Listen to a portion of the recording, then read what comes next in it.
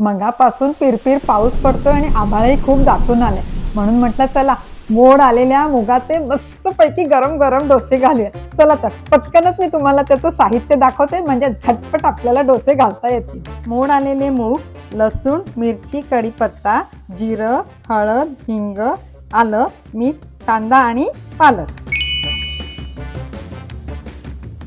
लसूण, मिरची, कढीपत्ता, जिरं, हळद, हिंग, आलं, मीठ, पालक आणि थोडं पाणी.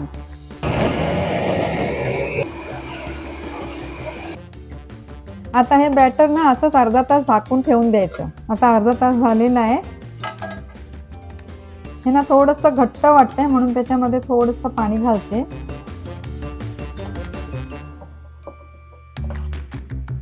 हे बघा, अशी कन्सिस्टन्सी असली पाहिजे. तवा चांगला गरम झालेला आहे. आता तवा गरम झालेला आहे, त्याच्यावरती मिठाचं पाणी शिंपडते. आता हा एक डाव या तव्यावर घालते आणि छान गोल गोल फिरवते.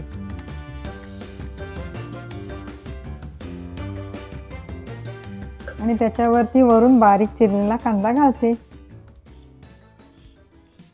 आणि एक वेगळं म्हणून काय करणार आहे, मी याच्यावरती मेथकूट पेरणार आहे. थोडंसं मेथकूट पसरवते. हा तोंडाला एकदम पाणी सुटलंय. हे बघा, असा कडेकडेने हा डोसा सोडवून घ्यायचा.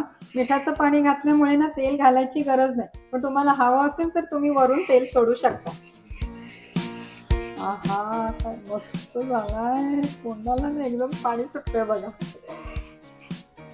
घ्या. चला, हे झाले आपले मोड आलेल्या हिरव्या मुगाचे डोसे तयार. आंध्र स्टाईल मध्ये ना ह्या डोश्यावरती उपमा घालतात, त्याला पेसरट्टू म्हणतात. ते पण एकदम भारी लागतात. आणि आज मी कसं ना ह्याच्यावरती मेथकूट घातले.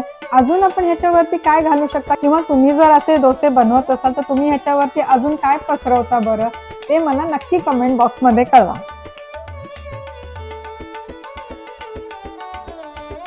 तुम्हाला या हिरव्या गार चटणीची रेसिपी हवी आहे का?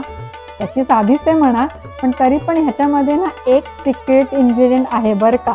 तुम्हाला जर का ह्याची रेसिपी हवी असेल तर मला खाली कमेंट बॉक्स मध्ये लिहा, चटणी चटणी चटणी.